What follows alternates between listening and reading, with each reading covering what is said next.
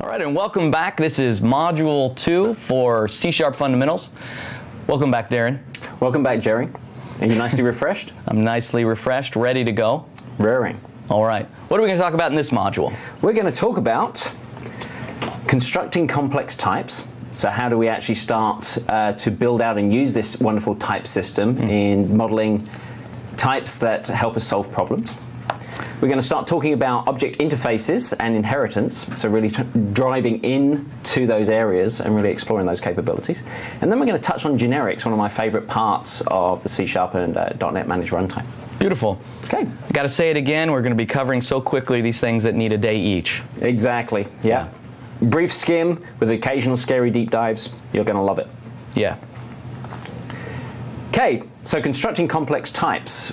We have two foundational ways of constructing a complex type. We have a class and a struct. They're not the same thing. They're not the same thing. That's why they're two separate words. Oh, I get it. It's awesome. It's interesting. So a class or struct defines the template for an object. So what do we understand by that as a template? Well, we were talking about interfaces. Is that the same thing? That defines a contract, absolutely. The difference between an interface and the classes and structs is the classes and structs actually implement behavior, whereas an interface just promises that that behavior will be implemented. I see. Okay. Got it. I think that's foreshadowing as well. Yeah, so we're going to have to talk about that later. So, what does a class represent? Well, let's see. A class represents the entire body of functionality, right? If I have a person, it represents the entire person, both all the things we know about it, like its eye color and its name and things like that, which we'll talk about as properties, but it also its abilities, right, which we'll talk about as methods, its ability to speak, its ability to do different things, and so we have those two things, as well as, and I know we'll get to it, events, and that's its ability to almost communicate back to us, right? Yeah, so that sounds like it's pretty complex, and that's a lot of information. And it sounds like, you know, what we build in that would take up a lot of space in memory.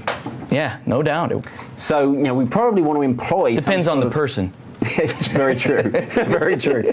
But we want to employ some way of managing what that memory allocation is and making sure that we're as efficient with that memory as possible.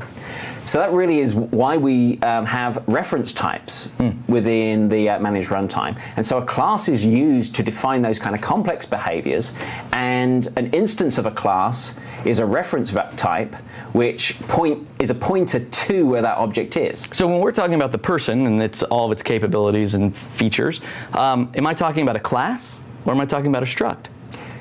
Depends on how it's declared, because you could model a person as a struct, which represents a value type, but you want to be careful about when you use structs and when you use classes, and we'll touch on that in a little bit more detail in a moment. But a struct represents a value type, so every time we have an instance of a struct, we're actually saying we're occupying a chunk of memory for every struct that we're using. Whereas an object or a class can refer to the same object. And we'll touch on that in a little bit. It's really about memory usage is what we're going to get to. Yeah. Yeah. There's that. So defining a struct is simple enough. The syntax around it simply says it's a struct, struct, and from that point forward, it's no longer a class, it's a struct. Exactly. It really is that simple, and we'll see that class syntax is exactly the same. You're exactly right. And so if we flip over to a class, actually, if we talk about structs. Yeah, let's get into a little more detail, because I want to talk about how what the implications are around memory. So we just kind of mentioned that the idea is that a struct represents something that is more compact. Has a small number of members. Those members are generally value types themselves. And so the idea is that it occupies a fairly small footprint in memory. Or it's something that is commonly embedded within another type, i.e. it's internal. Perhaps you just bring it up whenever you create another instance, and so it just occupies a small footprint of memory. It's there, it's quick access. And I'm hearing the trend, it's smaller, smaller, smaller. I mean, the more elaborate it is, you're probably going down the wrong track with a struct. Exactly. You know, it typically represents a single value. Now, that doesn't mean it's just a single property, but conceptually it models something, such as a point. A point has an x and a y coordinate if we're talking in 2D space.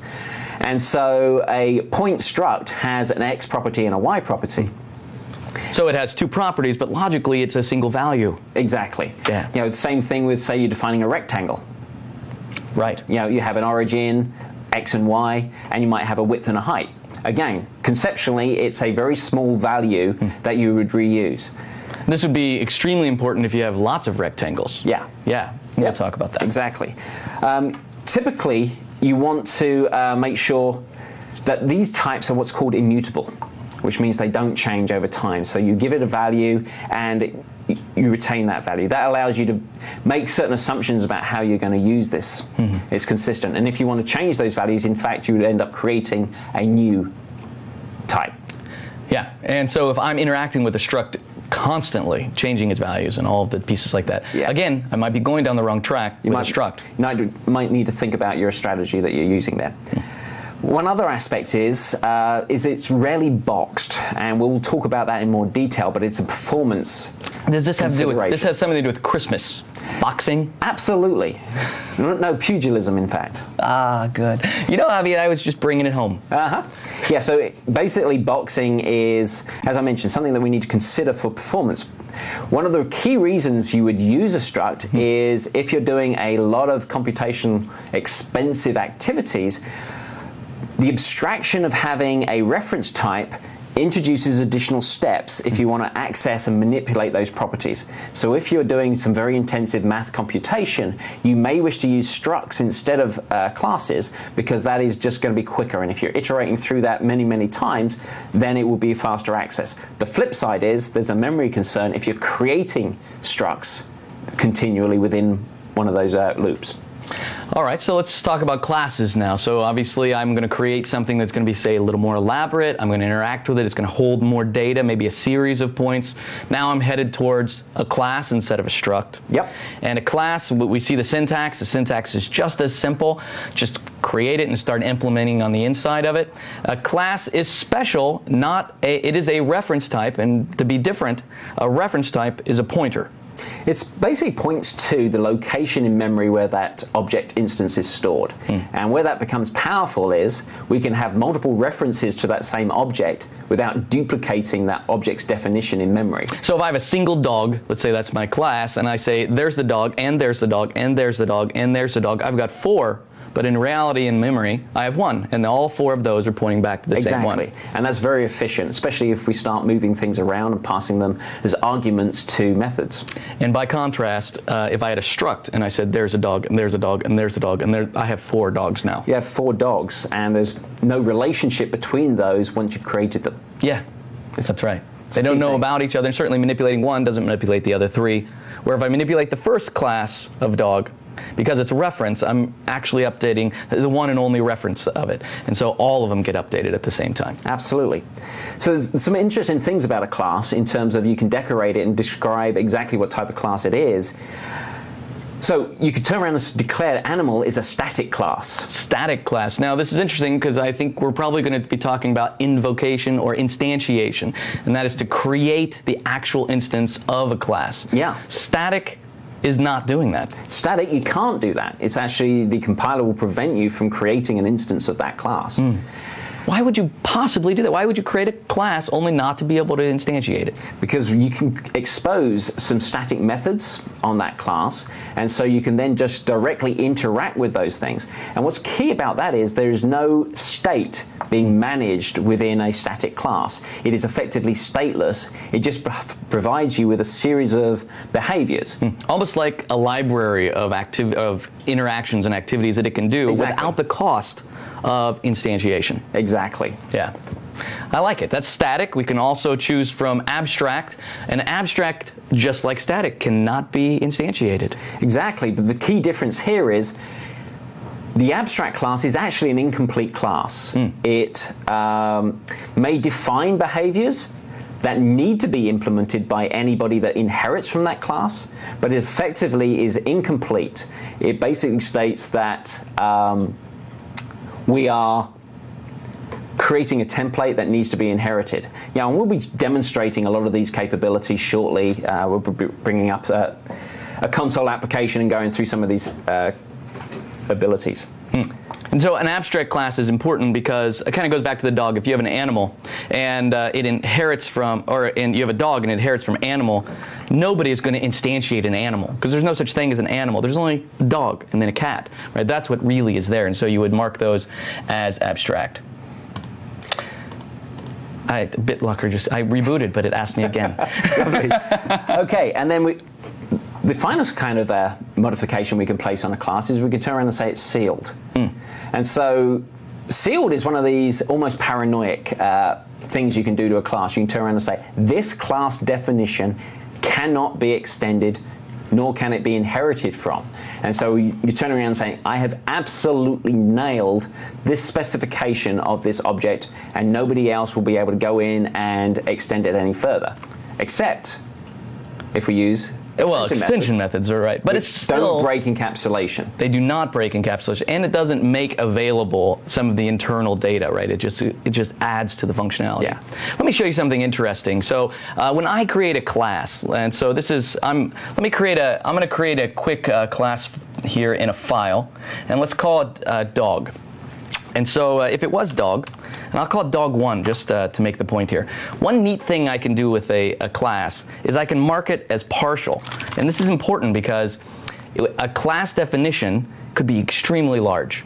And the reality is you and I may work on the same team, and you're working on the part of the dog that walks, and I'm working on the part of the dog that talks, which is a lot harder. Yeah. And the reality is, because it's one file, Visual Studio is amazing, but it still is one file. We could overwrite each other easily. So what's cool is I could create a second file over here. And let me change it back. This is just dog. It just happens to be in a file called dog1. And if I created a second file, I could call it dog2. This is important because now dog2, I'll change this back, and I'll also mark it as partial.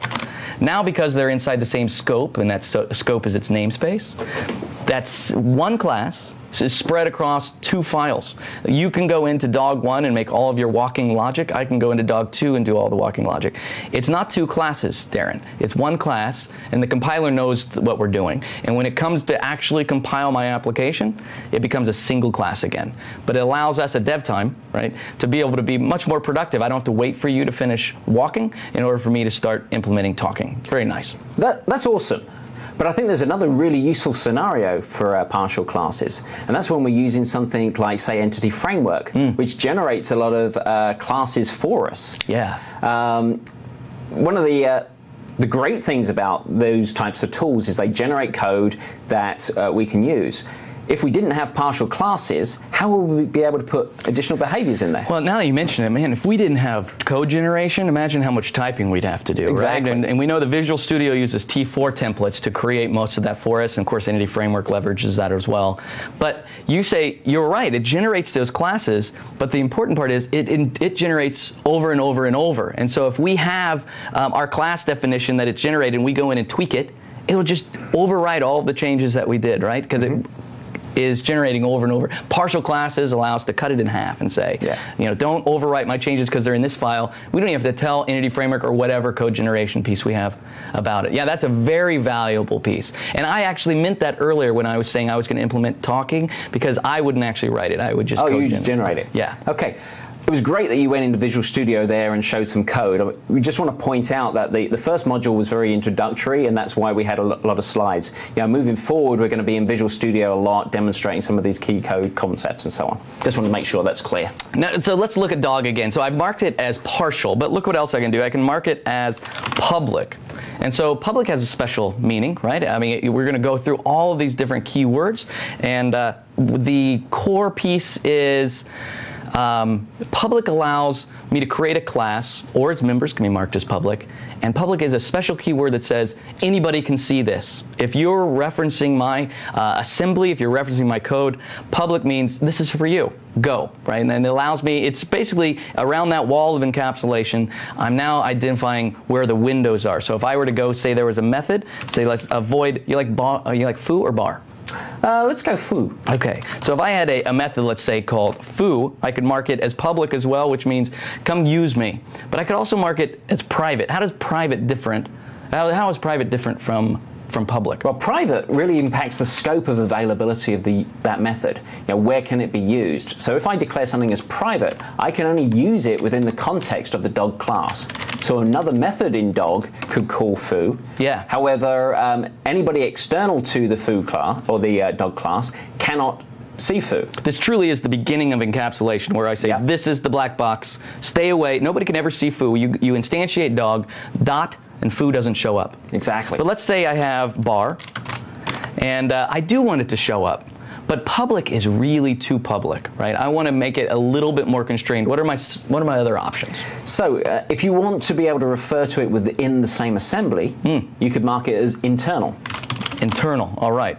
And inside the same assembly is an interesting way of grouping, right? So how far out does an assembly go? So an assembly goes, it's effectively scoped to a project in Visual Studio. So each project generally produces an assembly, and all your code gets compiled into that, and so that would be your assembly scope. Makes sense. Awesome. All right, so what else can I do here? Let's say, it's possible that dog isn't dog. Maybe it's, I'm going to have a dachshund class that inherits from dog. Okay. Be even more derived. And so I have short legs. I don't know how to spell dachshund correctly, especially with phenotyping. So use poodle, because I'm sure you're familiar with poodle. Yeah. What? All right, let's say it's poodle, and the poodle inherits from dog. Now this is nice. So now that it's dog, I can, if I did have, let's say it had an X method, in there I could say this dot, and I get, because it inherits, right, we get from dog, I get bar, but I don't see foo. Right? Foo is not there, and the reason is, foo is marked as private, only this class, not even the ones that inherited. It really is the black box. But what if I wanted to just open the door a little bit there. Yeah, I think, a poodle should be able to foo. Good job you said foo. It seems so. Exactly. So, yeah. So basically we can mark out a method that's in the base class. There's something that derived classes can inherit from. And the way that we do that is we specify that it is protected. Pretty cool. All right, so now I go down inside the poodle and I say dot, and I can bar. I changed it to bar so we could keep foo as a private option. Okay, that sounds good. So now I have one more. Now it's nice. It's not opening it wide to call it public so that anybody can see it, but it certainly is opening up to say, if you're going to use this as a base class and you're going to be inheriting from me, you're going to probably need this. I often include protected a protected event for raising events, right? Because you can't raise an event on a base, but you can call a method that does for you in the base. Exactly. When I call bar, is it executing inside the poodle or is it executing inside the dog? Basically, it's executing within the object, and the object is both. That's right. There is no dog and poodle. There is one object that inherits capabilities. Exactly. Excellent. All right, so that's interesting. We can do that to it. And why don't we give the dog a name? Let's give the dog a name. Now, do we want all dogs to have a name? I think so. I think so too. So I'll put that up in the base class. And what do we put there to hold the name? A variable? You could create a variable. That would be an example. Now, what we need to decide is this name going to be publicly consumed, or is it going to be private and encapsulated within this class? Yes. So we know it's going to be public because this is a dog, and the name is right there. Exactly. And so the way that we encapsulate values to be shared externally is we use the properties. Excellent. So I'll put out a public property in the dog class. It'll be a string, and it'll be name right there. And I see a get and a set in that property. What does get and set mean? We haven't seen that in the syntax so far. Absolutely. So basically, the get and set instructs the compiler to create an infrastructure for us that will manipulate and store the value of name. So what we have here is a shorthand syntax for simple field access that will create behind the scenes a backing variable that will store name. I'm glad you said that because I took a shortcut here for sure. I defined a property with a get set, and the compiler will blow that out to be the full implementation. Yeah, why don't you do a full one? Yeah, let's do a full implementation.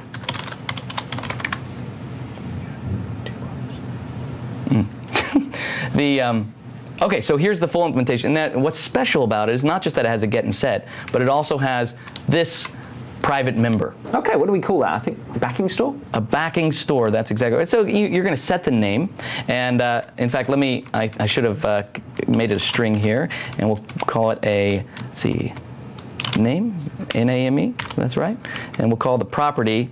The Windows key here tricks me.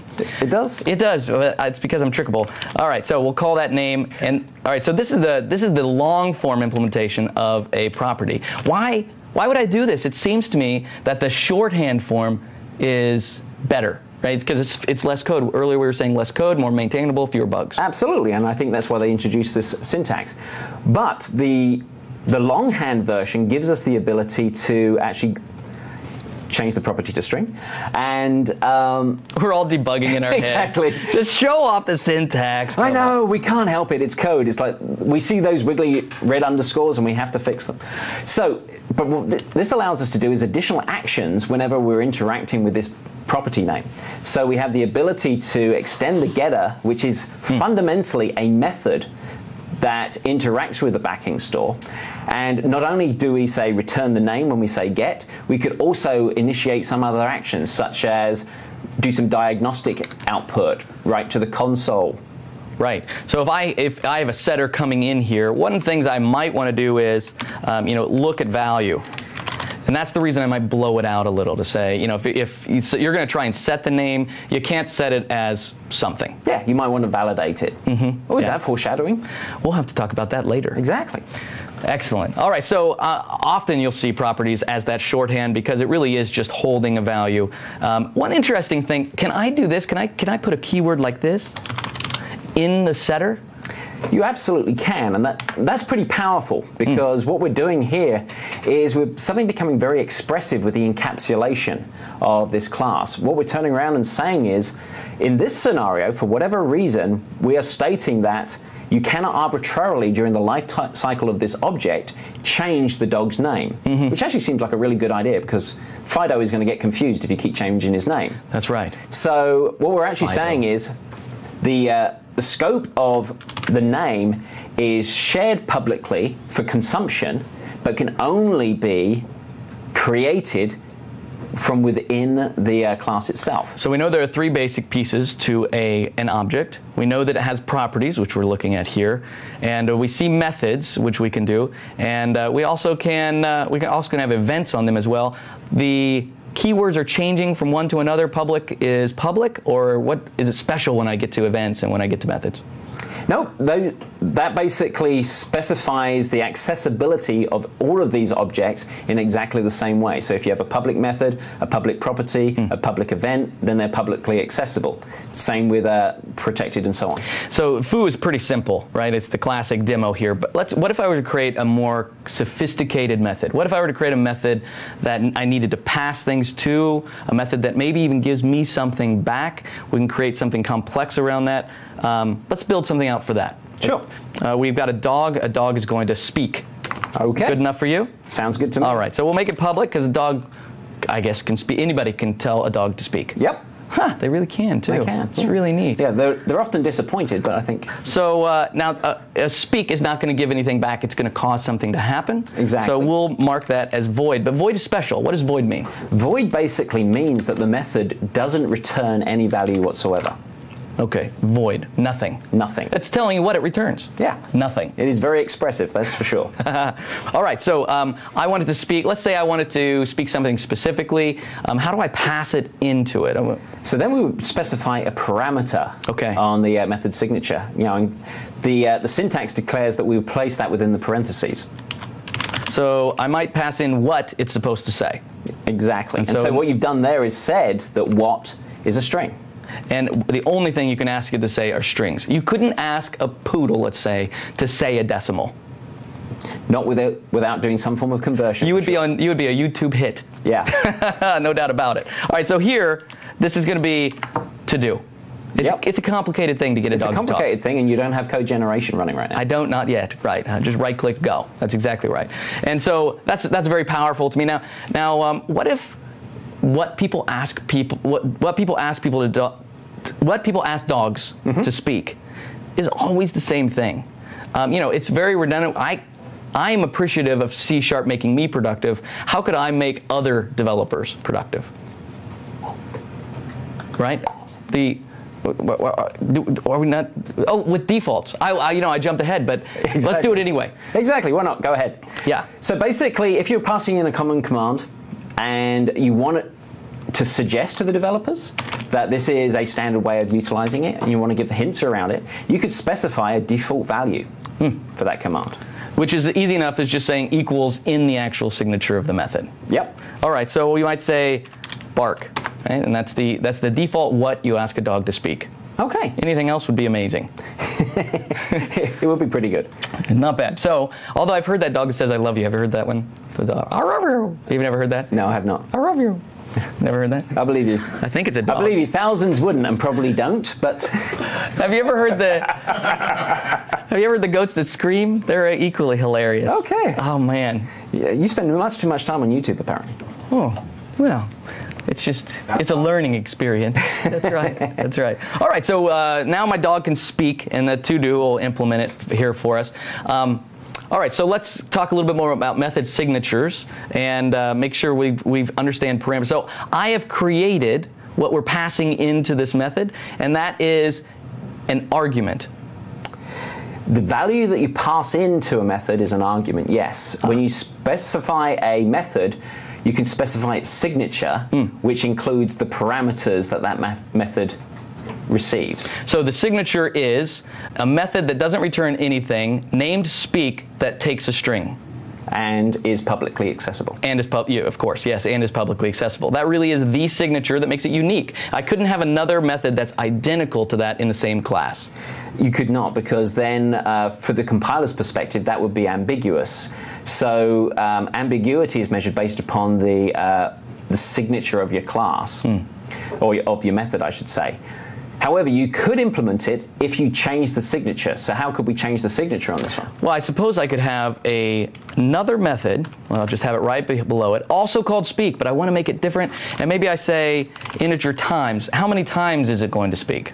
Yeah, that would be awesome. And so this doesn't conflict because the signature is really different. Exactly. I mean, you can, if you go up and show how now, you I'm getting a compile error only because we were showing off defaults. Let me reverse the order so that the one with the default is last, which is important because that's the syntax. You can't have defaults preceding others that are required. Exactly. And that is the difference. A default is not required. It's optional. And that is a key point, and it's a very powerful point with a lot of these things. So why don't you go up and just show how these methods look like when you're consuming them and you're calling them. You got it. So let me go down. I'll go to the poodle. Okay. Because the poodle is our dog of choice. All right. So now I can say this dot, and now I could say name. Of course, I did it both the long form and the shorthand. That's why there's a conflict in that. But now I have speak. But it only shows up once. I defined it twice. The compiler is clearly broken.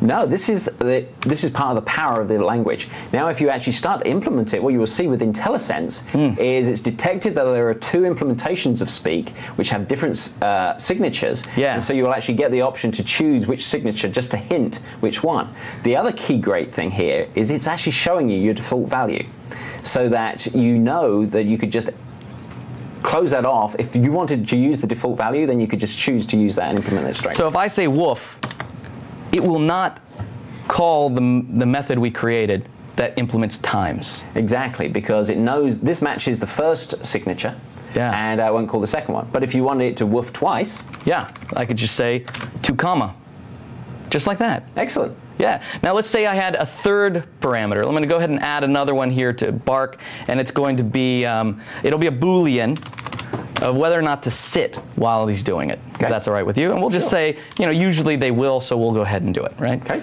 And now I'm going to go here, and I'm going to say, I know that bark is defaulted. I'll accept them both.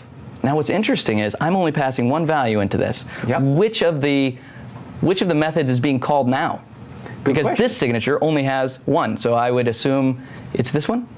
But we were only passing a number, and so the integer doesn't match that string parameter. Therefore, the compiler is going to search to see if there is an implementation that it can use, and so will therefore use the third one.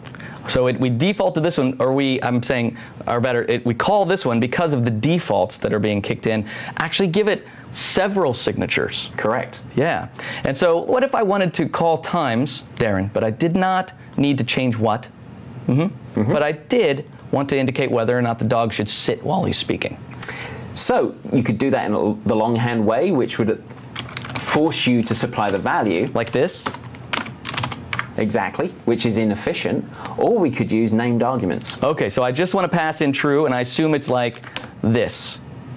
Of course, we know that fails. We would know that that fails because that doesn't match any of the signatures. That's and right. We can't derive it. So you need to pass a name. All right, so I can call sit. Sit. So I can call sit specifically like this. Now I'm bypassing what it's supposed to say, and I'm jumping directly over to sit. Yeah, that's pretty powerful, isn't it? That's unbelievable, actually. Yeah. What if you swap those around? Could you change the order? the order? Oh boy, watch this. We're going to wreck the whole system. All right, so I'll go in and I'll take what, which really should be at the end like this.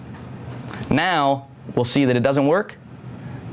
Oh. Name parameters don't care about the order. That's pretty clever. Yeah, that's very good. Whoever wrote or whoever wrote C#, not bad. Yeah, they knew what they were doing. Yeah, we'll give them 1 point. Exactly. 1 point. That's right. For Gryffindor. For Gryffindor, says the voice in the back. Nice. Okay. Let's see. We talked about default value. Default values. Oh, we were kind of going back and forth actually around value and parameter. And I think just to double up what you were saying, sit is the parameters, is the method's parameter. Correct. True. So from the concept of from the perspective of the method, those are the parameters. It is a parameter. True, on the other hand, is the value of that parameter. Correct. It is the argument. It is. And so we have a parameter has an argument, and a method has a parameter. It's an interesting little syntax candy right there. It is. Yeah, no doubt. Can easily misspoken by me over my entire career until recently. So, so why don't you add an event? Let's do that. So we know there's two things that a class can do: both hold data in a property, do something, and raise an event. So what should we call it? I'll call it, first I'll make it public because I want an event. We know that event is called an event, E-V-E-N-T, and it needs a handler, which we'll talk about in a minute. And let's say has spoken, if that's all right with you. Sure, that works for me. Done. That's full implementation. That is awesome. Yeah. It's incredible. It's stunning. So what is an event? So the event is the way for a class or an object to talk back to me. So I can invoke. What, like the dog is talking? It's similar to how the dog is talking, but the dog is only speaking here because I invoke it to do that. But something could happen at any time, and an event will be raised as a communication mechanism back to me so I can handle something. That's why we have an event handler. An event's very tricky because its timing is known to you because it happens after something, but there could be many things in between when it was raised and when you actually began handling it. Let's talk about how handlers work, but first let me raise the event. Sure, sounds like a good idea. So we know that if you call speak, has spoken is going to be called. So I'll say, you call it just like a method. Has spoken, and I'll pass in this as the reference to the object that sends it. This is the class that sends it. This is the keyword that represents the current class. And then I pass in some event arg because I took the most generic of all of them, event handler. There's nothing to pass in. So I'll say event args.empty. And now I've raised that event. So you call speak, and then it does whatever in the to-do line. And now, when it's finished, has spoken will be raised. And now I can respond to that. I can handle it. I can do whatever needs to be done after it's. Maybe I have to make him speak again. Is that a safe way of implementing? It's not. It's not at all. Because what if nobody is listening? That's a very important piece. That has spoken is now an event that if anybody's listening, I'm going to raise it, and you can hear it. So if nobody's listening, it's a null? It is null. That's exactly right. So I would get an exception here that says a null reference. So a quick check would be right here. If has spoken is not equal to null. So nobody subscribed to it. Nobody subscribed to it, right? That's nobody is listening. The technical would be right. Nobody has subscribed to it. So I could speak all I want, nobody will hear it. I get this null check, and it actually helps in performance as well, that I'm not raising events that are useless. That nobody's listening to. Exactly. Okay, that's interesting. So this is like a, to be a little bit more formal, this is the publish-subscribe pattern? It is. So that's an implementation. That's interesting. Okay. Now, we could be more elaborate, of course, because an event handler, what is an event handler? I think it defines the shape of a method that the event expects to be handling when you raise it. That's right. So in this case, the handler, it has to do with the two methods, or the two parameters that will be populating. It just trips off your tongue, doesn't it? When we raise the event, right? That's the event handler, and of course we can extend that event handler. We'll talk about generics later with a generic that we could say it's not an empty arg. We're going to be passing back interesting things. How loud was he? Was anybody there? All kinds of neat things that you could pass back to that event. Yeah, and the key thing here is, the event handler is a delegate, which we'll touch on a little bit later on, but it's such a common pattern. That's why there is now a class called event handler that you can use, because it's very common to just turn around and say, this is the object that raises the event, and in general, you're more interested in the event itself than any particular information that gets passed in that generic sense. A common one might be like data loaded, and so after data had been loaded, then you can go find the data. You don't need to pass it around with the event. Yeah. Sure. Yeah, and of course, if you want to be more specific, then you can define your own event handler syntax or signature and pass those around. Yeah. Okay. That's pretty nice. Now, how many people can listen to an event? I think more than one. That's right. That's right. So if I have a dog out there and he's about to speak, and I have 10 trainers, all 10 trainers can listen for that event to be raised to respond to it. Now, the difference between that scenario in coding is they are passively observing. They're not doing something to listen to the dog. Whereas with events within .NET, you need to actually subscribe to that event. Yeah. And you can have multiple people subscribe to that event, and that's the broadcasting to multiple subscribers is multicasting. And a subscription to an event is like a string. I tie it to that object. Yep. And from that point forward, there's a connection between the object that I am listening to its event and me. Yeah. Do you want to show quickly how to subscribe to an event? Yeah, absolutely. So let's say I'm going to need an outside object here. So let me create another quick class of a trainer. And the trainer is going to, there we are, sorry, is going to, let's have void x again here. It's an excellent naming convention, by the way. It is. It requires a huge amount of thought. Let's change it to something that's more interesting, like let's not operate. It's going to operate. This is how a trainer operates, okay. Darren. I don't know if have you ever seen a dog trainer? But that's fine. All right, so let's do it then. So he'll have to create a new dog. Yeah. So I'll say var dog equals new dog, new poodle. So I want a real dog. Okay. And the interesting thing is we can create new here, so we're seeing how we can create a new object. Because they aren't marked as abstract, we can create instances of them. I can, that's right. I can create a dog, even though one may not exist. I may want to go back to mark that as abstract. Yeah. Because I don't want people to create dogs, I want them to create poodles and dachshunds. Wonderful. Or whatever. All right, so this dog, now when I look at it, I can see that he has a has spoken event right here. I'm going to remove this so that I don't get that red X and it looks like something's wrong when it's not. Yeah. So here's has spoken, and so that is the event that I want to subscribe to, and the subscription is with a easy enough plus equals. So what does that plus equals mean? It really means add to, because as it turns out, an event is a list of methods that need to be raised back. Okay, so it's like a shorthand. It is certainly a shorthand. And if there was anything that Visual Studio gives us, it's the ability to be productive with shorthands, right? Yeah. Not only can I just put plus equals, but it also is listening to what I'm typing, can see that I just typed plus equals. And look, it's already suggesting that I just press tab to do all the work for me. So I will. Bam! Now it knows I need a method, and it's going to name that method for me called dog_has_spoken, where all the logic that's going to react to that event will be. Okay. I'll tab again. It stubs out that event for me, and it even stubbed out a not implemented exception so I don't get too lazy. So how did it know what the signature of that method needed to be? It knew because of the definition of the event. It's beautiful. We always go back to typing, don't we? Exactly. So now we can go back to where we actually define the event, and it is here that we said what the signature of the handler needs to be. There's power there. There really is, and it's neat because the compiler is doing all the work for us, seeing it all behind the scenes and implementing it for us, just making sure we don't do it wrong. Visual Studio, on the other hand, is helping us to go find that rather than say, okay, now what is that signature? I need to build it. It does it for me. Excellent. So the next area that we're going to cover in a little bit more detail is object instances and inheritance. Ah, nice. Okay? So if we switch to the deck. So we've touched on inheritance, and you've obviously demonstrated the basic capabilities just there with where a poodle inherits from a dog. Poodle inherits from a dog. We also talked about the different types of modifiers we can place upon a class to indicate static, abstract, and sealed.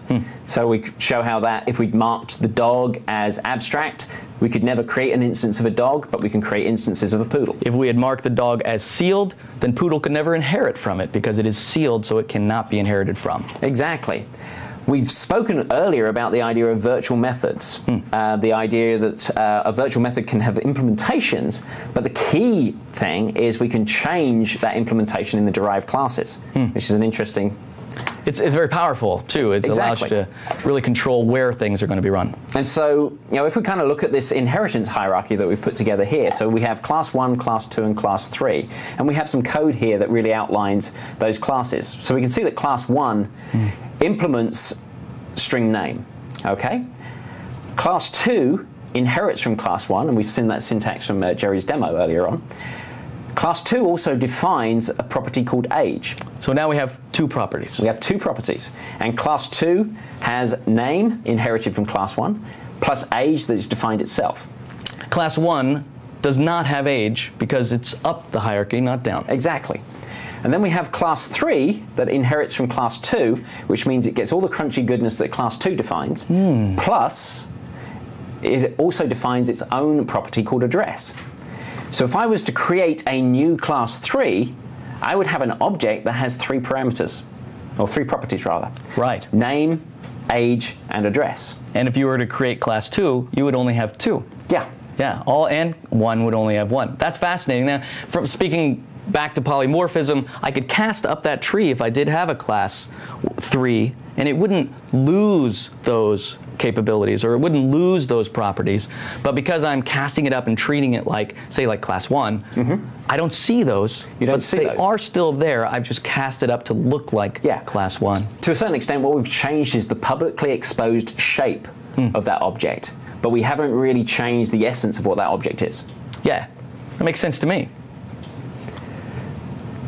So do you want to bring up the understanding the virtual override and new demo, number 37? Yeah, let's do that. So I'm inside our project, by the way, and I think in the first session we were talking about you can go to xaml.codeplex.com to download it if you'd like to go with us. Wait, tell me the number again. 37. That's how far down we really are. Is it really 37? It is 37. Oh, it's right here, yeah. Yeah. I think you were in charge of numbering the projects. Exactly. I started back from infinity. Took a while. Yeah. But I got it. I was determined. It's awesome. Right. I was stuck on infinity -1 for a long time. All right, so what am I looking at here? So basically what we have here is a set of classes. We've got a hierarchy of those classes, and we can see down here how they're defined. So we have base class. Base class. Which defines a method called name. And we've marked it as virtual. Now virtual basically declares that our intention is that this method can be overridden by inheriting classes. It doesn't have to be overridden. Yeah. And the reason it doesn't have to be overridden is there is a body, there is an implementation there already, and the method is not marked as abstract. So here is derived override. So this is going to be the poodle, so to speak, right? Yes. And we can see that it has gone ahead and implemented this method for us, overriding whatever was virtual here. So we're basically saying whatever's in the base class, throw that baby away. Yep. Right? We are replacing that code block with the code block that now exists within this derived override That is class. the power of override and virtual working together. All right, so now we have another class, derived new, and I see it's also overriding. Oh, it's not overriding. It's new. What is this keyword? So basically, new is telling the compiler that we are replacing wholesale the implementation of new, and that it is completely and utterly unique to derived new. It has no relationship with the previous one. We can't invoke the base implementation of name. Makes sense to me. And then we have one more called derived override. Yes. Now this is interesting in that there's no keyword here at all. And there's no keyword at all. What we actually end up doing here is hiding the base implementation of the name. I see. And so we haven't said that we intend to replace it and you should obliterate it, but we've said that we are now hiding it just by virtue of declaring a name. So it's interesting that we're allowed to do that, because you think, oh, wouldn't that cause a problem? Now we do get warnings that suggest that we're hiding these things. Because it is likely to cause a problem. It is likely to cause a problem, and I would suggest using new if that's what you intend to do, so that it's much more declarative and speaks to anybody who maintains your code that this is intentional, not an accident. So here I've created all 4 of these so that I can call that name in each of them. I want to see which one runs what. And so here I am calling all 3 of them. It's pretty interesting. Are they going to call the one that's inside their own class? Is it going to call the one that is in the base? Why don't we run it and see? Let's run it and take a look here. They all call their own. That's what we would have expected to happen. That's what we would have expected. Well, we haven't cast them anywhere. We're just using them as they are. Yeah, we're referring to them as their base shape, their base or their existing type. So look what we do here. Now I'm going to start casting them. Now I'm going to call base class. I can't cast that to anything. That's the simplest of all. I call name. Hopefully I'm going to see the same result of base class. But then I can call the derived, and I'll call name, and we'll see it's going to be very similar. But then what I can do is I can take derived new, cast it down to base class, and call name. And I can do the exact same thing to overwrite. That's where it's actually, why don't you cast the surprise. derived override to a base class as well? All right, let's do them all. So they all go back. Oh, here we are. They all how go. finicky it is. You can't change code whilst it's running. Cool. Yeah, the day will come. Well, you can't. Well, yeah, right. Okay. So here's the surprise. All 3 call from inside their own implementations, but now when you cast them back to base, 3 of the 4 actually execute what is defined and implemented in the base, not what's in the class themselves. And let's remember which ones they are. The first one, let's see, the second one is using new, yes, the second one is using new. Am I in order? There we are. Sorry. Yeah. The first one is using override. The first one is the base. There's only 3. Sorry. Yes. Yeah. The first one is using override, which is what you want to happen. But the last 2, new and kind of implied new. Yep. Both, when you cast them back to the base, act like the base only, and they lose that implementation of the derived class. So what this is really showing is the power of virtual and the power of specifying that we're overriding that virtual method, because what it does is it says we wish to replace the implementation that is on that base class, and even if we cast back to the base value, i.e. even if we use the derived override as a instance of the base, we still wish our overridden method to be used in place of the one defined in the base. Yeah. We cannot do that if we declare new. That only works if we're using them as their existing type rather than casting them back to their base. Now, and I see a lot of people tripping over this. It's an easy thing not to see at design time or at dev time. And you just expect the behavior that doesn't happen. Exactly. And it's just a misunderstanding of how virtual works. Probably a very common one. Yeah. The Visual Studio actually helps with implementing overrides. If you type the override keyword and hit tab, then you get a list of methods that have been marked as virtual that are available for you to override. That's the power of IntelliSense. I'll tell you what's really powerful. So in slide 26 is we begin talking about generics, what has to be one of the most powerful pieces of, and new to C# just a handful of years ago, that allows us to reduce our code, right? Yep. And the reduction of code, again, there's a lot of benefits to it, but generics is special. Generics allows us to take a type and say it's going to interact with another type, but we don't know what that type is going to be when we make the definition of it. It's very powerful. What do you see with generics? So generics, as you say, are really powerful, and I loved it when they came in C# 2.0. Right. We kind of mentioned the idea of this templated reuse of code, that you may have an algorithm that transfers across a number of different types, but there was no easy way to do it unless you had this base in class inheritance and so on and so forth, and you had this common object root, and then you specified that your method would receive this common object root, and you would manipulate it that way. With generics, it's possible to design classes and methods that defer the type specification until you're actually creating an instance of the class or method within your code. So one of the most canonical examples of this has always been around collections. Right. Prior to the introduction of generics, we would write an awful lot of code to ensure that a list only contained poodles. Yeah. You know, because by default, no doubt this was a big push for code generation too. It was. We're like, golly, I'm writing this collection over and over again. All I have to do is change the word, dachshund to poodle. Yeah. Surely I can have something build it for me. And what happened is, sure, you may have code generation, you may not, but what happened is you ended up with millions of lines of code. You did. A huge amount of code bloat, which really increases the impact on your development, because say, for example, you want to change the implementation of your list. Now, because you've had to create all of these specific list implementations, you've got to change it everywhere. Yeah. Which is a pain in the backside. Yeah. So the language designers recognized that, and they introduced the concept of generics. Now I'm looking at the code sample, and it's clear enough, right? At the top is the array list. I'll bet a lot of developers have forgotten the array list. Yeah. It's just one of those things that, especially because of generics, we just don't get into anymore. Exactly. But array list is just a list of objects. Yeah. It's kind of, as the name suggests, it's similar to an array, which tends to be constrained in its definition, that you create an array. Has an add method and things like that. It's very powerful. And so an array list, remember, everything inherits from object. That means I can put absolutely anything into an array list. And so the array list at the top allows me, I can put 1, which is an integer. I can put 2, another integer, that's what I expect, but I could also put the string of 3. And so now I've introduced a new type, but because everything goes back to object, it's okay.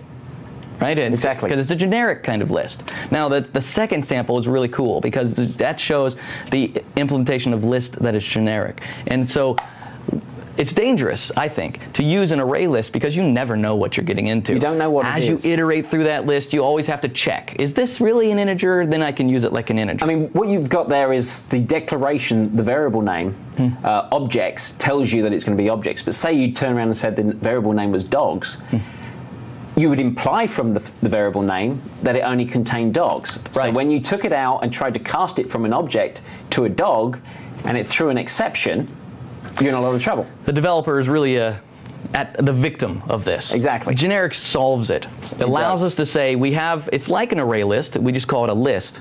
But now you can see those brackets there defining that the internal members are only integers. Exactly. And so now, not only can I trust what is inside it, but I also can't start goofing around with it. You can see that the underline in red there is Visual Studio telling us that that list can't take a string. And what's beautiful about it is where before I might have gotten I would have passed compilation, would have built, my testers would have discovered the problem. Now I can discover it at compile time. Exactly. One of the other key things that we kind of brushed on a little bit earlier on is this concept of boxing and unboxing. Yeah. And generics really helps with this as well, in that boxing may be a little bit difficult to get your head around initially, but it's the idea that you have value types and you have reference types. you can take a value and treat it as an object. Right. And when you do so, that is called boxing. Yeah. Now, the problem with that is that takes time. That takes effort from the runtime environment in order to take a value type, create an object, and copy that value into that object. And so there's computational effort associated with that. The other challenge is it can get complicated to track what's going on with that. So if we look at the example here on the right-hand side, we have a value type of int count, which is equal to 1. We've created an object called count object. We then assign count to count object. Now, from the developer's perspective, that's a simple assign. How hard can it be? Right. And we know an assignment is saying now they're the same thing. Yeah. But it's not. But to the compiler, it goes, uh-oh, count is a value type. I cannot just assign that value type to an object because an object is a reference to an object. So what it has to do is it has to create an instance of an object and then copy the value of count inside that object, then set count object to point to that object in memory. Okay? It's brutal. I mean, you really are looking at two objects now. You are. You want to change the value, you got to change them both. You've at least doubled the memory space associated with it. Which is really getting to the danger of not understanding boxing and unboxing. Exactly, because if we imagine you're doing this inside a loop that was being run 100, 1,000, 200 times. You're doing that overhead every iteration through that loop, which is a bad idea. Right. The other thing is you've now broken the relationship between count and count object. If we increment count, so we're using the plus equal syntax here to turn around and say count equals count plus 1, count is now equal to 2. But because there is no connection between count and count object is still equal to 1, which was the initial value that was copied in. So that may be counterintuitive when you're just thinking about things from an object perspective. Oh, it is. It absolutely is, because I think everybody thinks reference types. In their brain, they are always thinking reference type. Exactly. And I think it's fair to say sometimes you have to box and unbox. Sometimes you have to. What you need to be is strategic about when you do it. Don't put it in the middle of a loop and so on. So what we want to avoid is boxing as much as possible, and that's kind of where we get to generics. Yeah. Generics allow us to not have to reassign values, because what we're really doing is saying this is a type of types, and we're going to interact with it later, right? And so I can define my class, I can define my interface, I can define my method. Okay. We actually got a question that came in that was asking us about a practical reason for overriding. Can you think of a practical scenario for an overriding method? I can, because what you could do is you would build let's say you build a base class that interacts with a database. And there really is a generic way to interact with a database. So you have a handful of methods. But then you build a derived class that inherits from that and uses all of that niceness that you gave it. But this one type of database really has to be interacted with this special way. I have to override and throw away the implementation in the base and make it completely unique when I interact with it when I'm interacting with this type of database. So that's a practical use of override, where it is imperative that we throw away the implementation in the base. Another key scenario could be where we need to do something incremental to what the base does in that scenario. So we could actually have an overridden method that implements, say for example, we have dog and poodle, and a regular dog we don't shave, but a poodle we shave. Right. So you have a take care of method. Exactly. And so there's a basic take care of, which takes your dog for a walk and feeds your dog. Yeah. And all dogs have that. But with a poodle, when we take care, we shave, as well as do whatever is going on walking and feeding. If you don't override, then you create a scenario where you have a poodle that never gets shaved. Exactly. So we could override that method, and then within that override, we could then call the base implementation using the base dot and screw everything up. You got to be careful so that override allows you not to screw everything up. Exactly. It says no matter how they cast it, obey this pattern. So hopefully that answers that question.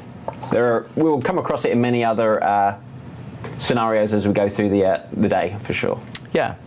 So when we talk about defining generics, let's jump to the breakfast example. It's a pretty good one, where we have some simple inheritance. So at the bottom it's good, so we have offspring, and we have both an egg and a piglet. They're both a type of offspring. They really are. Absolutely. I mean, we don't know what they belong to, but we're preparing it. So you can see we have the egg class and the piglet class. So I noticed that the offspring class is marked as abstract. It is, because I don't want to, there is no such thing as offspring, but there is such a thing as an egg, and there is such a thing as a piglet. So we're using the offspring class really to group things. We are. And so they're associated. That's right, and that's important when we get to generics. Because if you don't have some commonality between them, you have to fall back to object. Exactly. We don't want to fall that far back. And a generic class that can just do toString isn't very useful. It's true, it's not. Good. All right, so here we have the breakfast method, and the breakfast method creates two things. It creates both a bird and a pig. What's cool is what it's really creating is an animal, and the animal then is a generic type class that's asking, you can pass in the type, and the type is really asking, what type of offspring does this animal have? So cool. I'm passing in, as I create the bird, I'm passing in an egg. So why couldn't I say pass in dog to animal? Well, this is important because I don't want to, first of all, that would just wreck everything. Yeah, I mean, I have that for breakfast. I mean, good gravy, the whole time-space continuum thing. So the reality is I want to be able to constrain it. So generics say, pass in the type and tell me what to do with it. But the where clause allows me to say, this type is going to be of a certain implementation. It could be a specific base class. It could be an interface as well. I mean, there's a lot of ways to constrain it, and you would want that, right? You don't want to pass a dog in as the child of an animal. You want to pass a puppy, let's say. And a puppy would surely implement or inherit from offspring. Yeah. And so because we've constrained it to where it's the offspring. We're not advocating a puppy for breakfast. No, we aren't. Let's be clear that this is the breakfast sample, and in no way are we eating puppies. Puppies. That's right. So now we've created a bird, and bird is a strongly typed animal that has offspring of type egg. It's very powerful. It is. Because now, I mean, imagine if I were to do this any other way, I would have to fully implement dog. I mean, sounds gross. The fully implement bird, fully implement pig in order to have that. This is a bad scenario. Why'd you bring up dog? Oh, it doesn't matter. Anyway, so it's nice because look, I can define this class now in 3 lines. Okay. A lot of goodness there. All right, let's look back. Let's look back. So that flew by.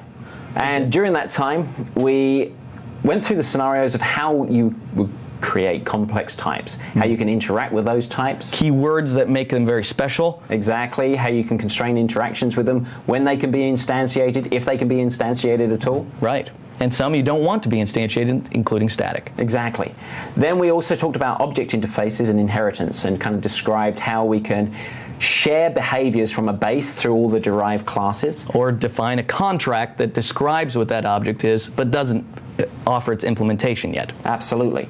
And then we talked about generics and the power that generics provides. And again, we can only lightly touch on these things. There is a lot more to learn and a lot more to do with generics in terms of you can create generic interfaces as well as generic base classes and so on. It's a very, very powerful topic. It's not that you need a lifetime to master, but you probably need more than the 10 minutes we gave it. Absolutely. Absolutely, no doubt. All right, that's it for this module. We'll come back to module 3 in 10 minutes.